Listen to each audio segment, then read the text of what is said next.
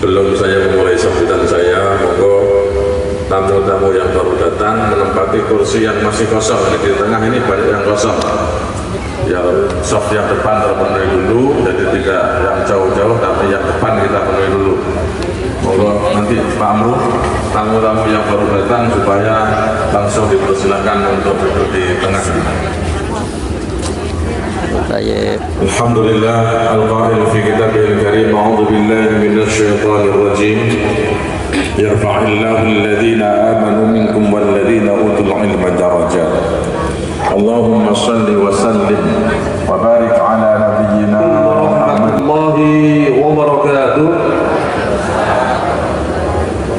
Alhamdulillah, pada pagi hari ini kita dapat berkumpul di tempat ini dalam rangka pengukuhan tim pemulasaran jenazah Muhammadiyah Pekalongan Barat periode Muktamar ke-48. Sebelum itu kami bertanya kepada saudara-saudara yang di depan ini, sudah kami panggil namanya. Bersediakah saudara menjalankan tugas ini dengan ikhlas karena Allah? Wah, kurang mantap ya. Bismillahirrahmanirrahim. Assalamualaikum warahmatullahi wabarakatuh.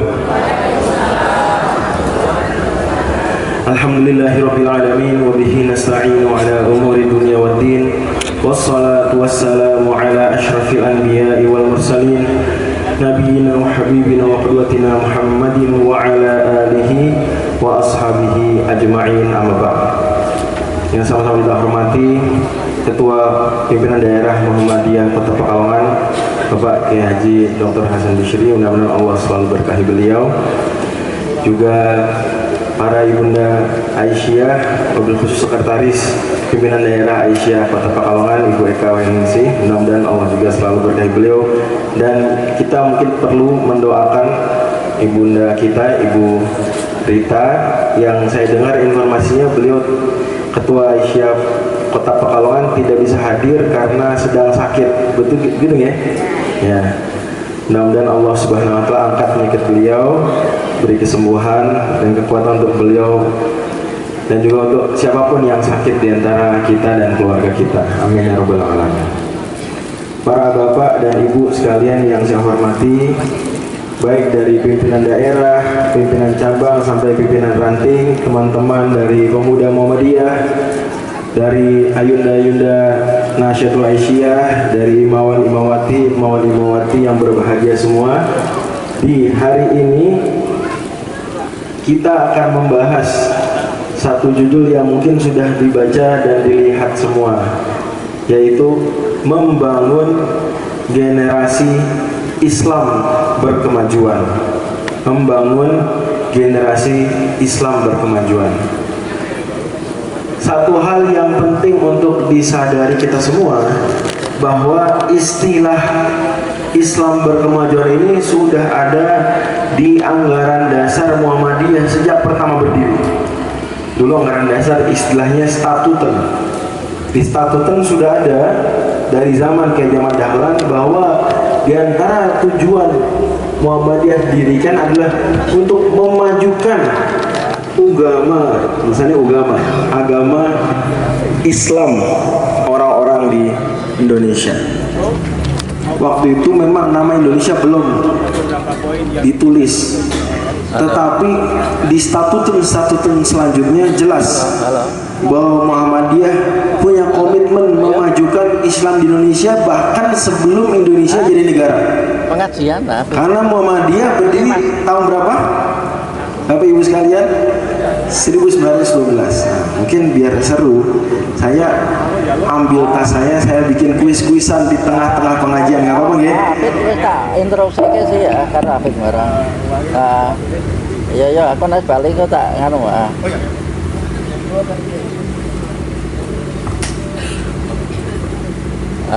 iya yang tak telepon Mas Afid barang. Bawa dikit-dikit hadiah. Harus balik dong. Nanti mungkin di tengah-tengah bisa ada kuis-kuis. Apa, Mas? Jadi begini, pembahasan tentang Islam berkemajuan itu sejak Muhammadiyah berdiri sudah ada namanya, istilahnya.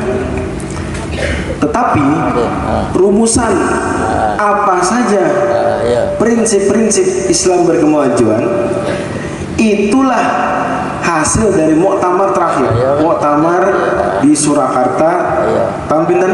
2022. Yang saya pikir bisa dikatakan mungkin banyak sekali di antara ayahanda ibunda sekalian yang hadir waktu itu. Simpulannya, kalau mau lengkap bisa dibaca di Risalah Islam Berkemajuan. Sudah dibagikan gratis, versi cetak, versi elektronik, bisa di-download dengan mudah. Terjemah bahasa Inggris, terjemah bahasa Arab pun ada. Simpulannya, Islam Berkemajuan itu terdiri dari 5 karakter. 5 karakter prinsip ini harapan saya kita semua hafal di duha kali ini. Nanti di akhir akan saya tanya lagi. Saya sebutkan dulu 5-5-nya sekarang. Yang pertama, tauhid. Yang kedua, Al-Quran dan Sunnah. Yang ketiga, ijtihad dan tajdid.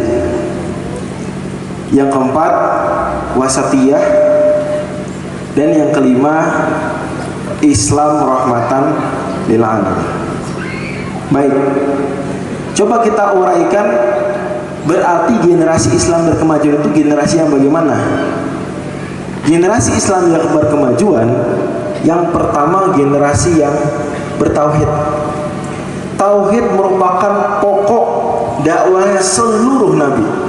Kalau bapak, ibu, ayahanda, ibunda, saudara, saudari sekalian baca di Al-Quran, surat Al-A'raf misalnya, surat Hud misalnya, surat Asy-Syu'ara misalnya, akan dapati semua nabi dakwahnya itu punya dakwah utama dan punya tema-tema dakwah penopang. Tema dakwah utamanya sama, yaitu mentauhidkan Allah Subhanahu wa taala. Tetapi semua nabi punya tema dakwah lain plus, jadi tidak hanya tauhid, tapi apa? Tauhid plus.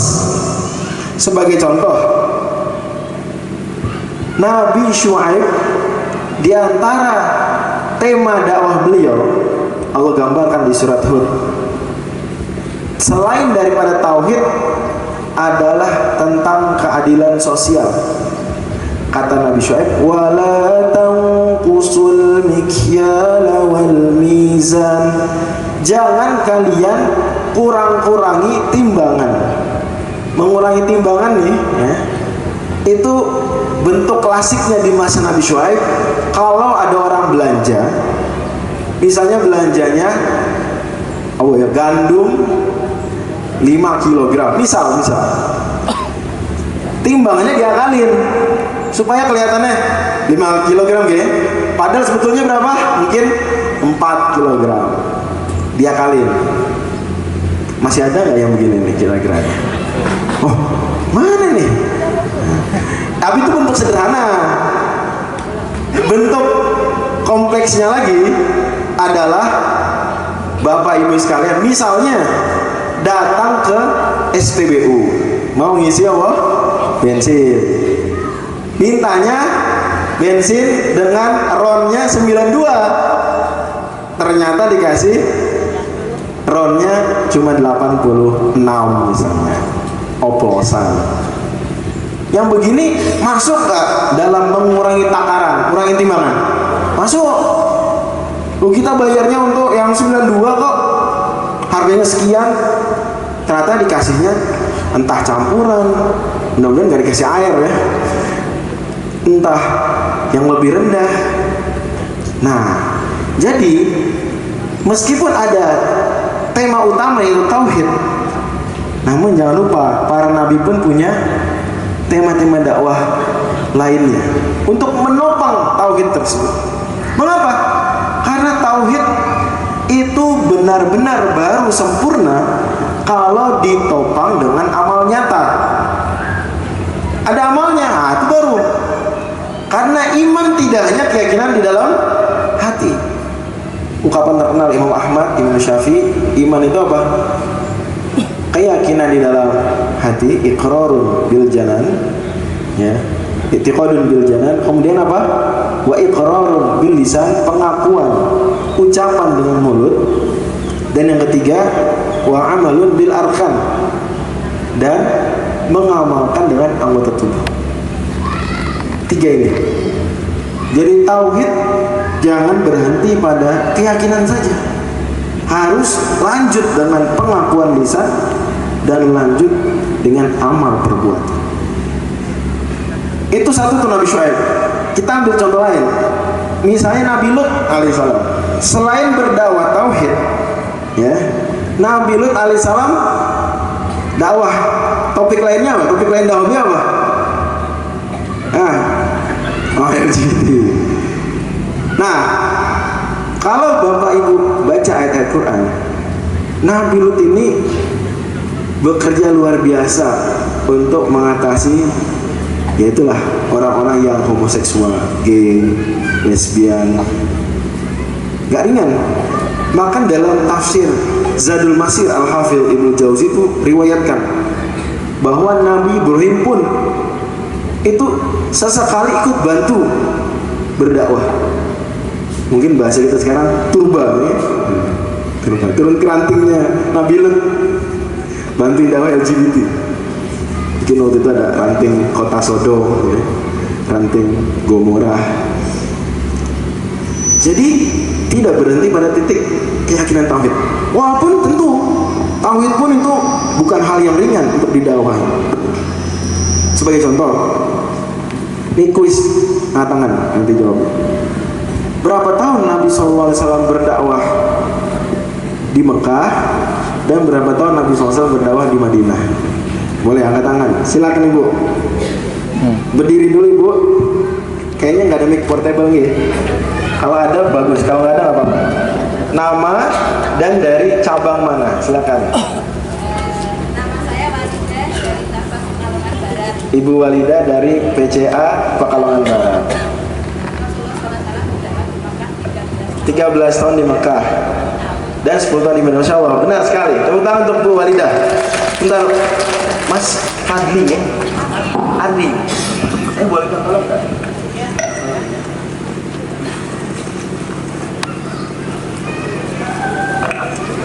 Nggak apa-apa, biarin.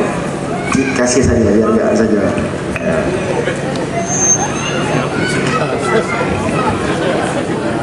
Ayo. Udah di 100. Terima kasih Mas Abdi. Ya. Terima kasih Bu Walidah.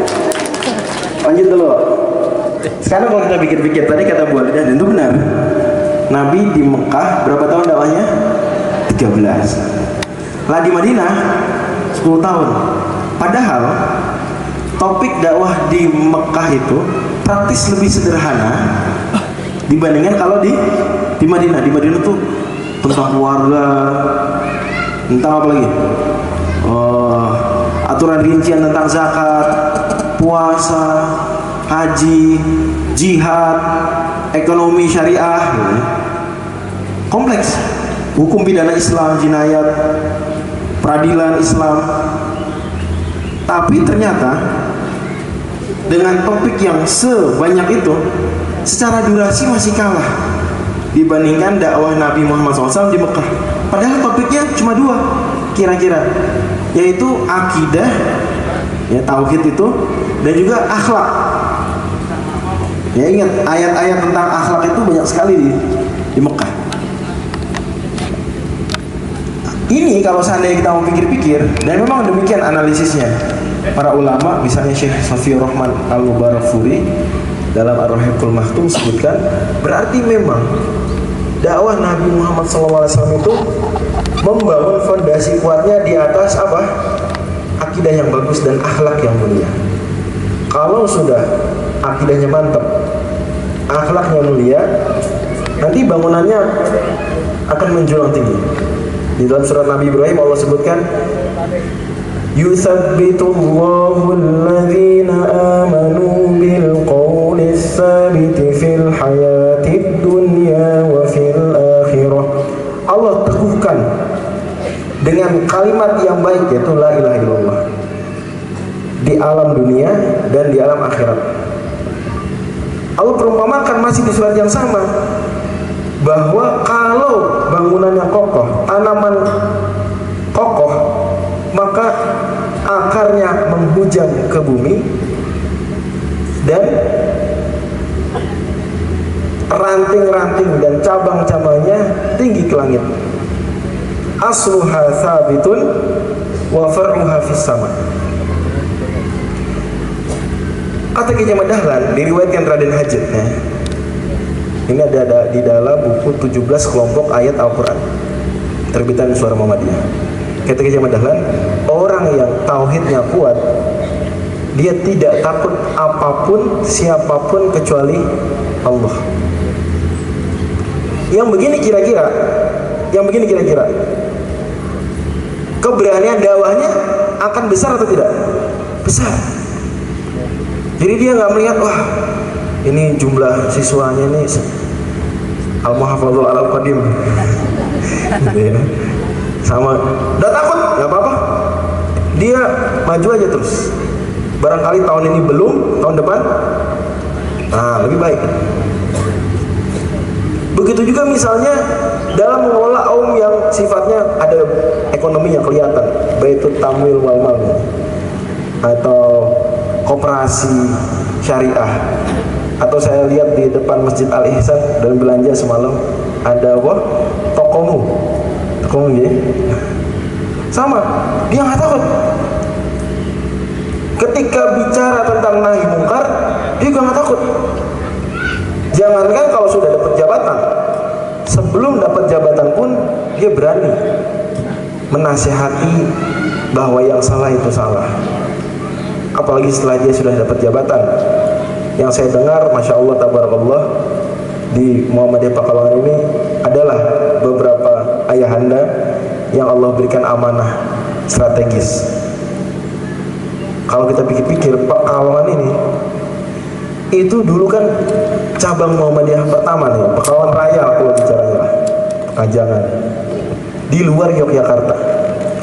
Berarti kan para ayahanda kita dahulu punya keberanian yang luar biasa untuk membangun Muhammadiyah ini, padahal belum punya apa-apa. Belum punya apa-apa ya, saya belum ada. Masjid belum ada. Berani. Sekarang sudah ada sekolah, sudah ada masjid-masjid lengkap dengan ambulansnya. Kok malah semangatnya meluntur? Kalau tauhid kuat, yang dipikirkan itu bukan takut, nggak punya aum penting, tapi harus lebih penting lagi kekuatan mental, kekuatan tauhidnya, sehingga dakwah tetap maju. Ada tidak ada masjid, ada tidak ada aum, dakwah harus maju, pengajian harus tetap ada. Yang harus dipusingkan para pimpinan ranting, nomor satu dipusingkan adalah apa kabar pengajian di ranting saya. Sebelum bicara aum, jangan alasannya adalah Ustaz kita belum bisa bikin pengajian karena belum punya musola. Lah, buat apa? Kira-kira gitu ya. Ada musola kalau pengajiannya belum ada. Itu ibarat sebagian orang yang berandai-andai, saya baru mau belajar kalau sudah sekolah di tempat yang ber-AC. Ujung-ujungnya kalau sudah sekolah di tempat ber-AC, bakal semangat belajar nggak? Belum tentu. Ngantuk. Nah, jadi harus sadar, nomor satu dakwah itu sebelum punya apa-apa, kuatkan dulu apa ini? Tauhid. Jalankan dulu pengajian. Itulah fondasinya. Di kota-kota besar, bahkan termasuk di kabupaten-kabupaten, itu biasanya orang tertarik dengan apapun itu lihat pengajiannya dulu.